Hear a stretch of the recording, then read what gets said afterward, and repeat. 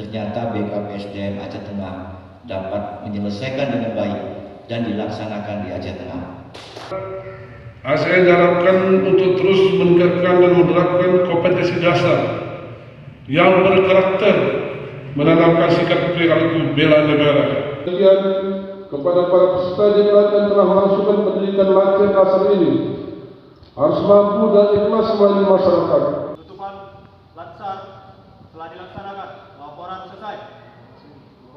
Bubarkan.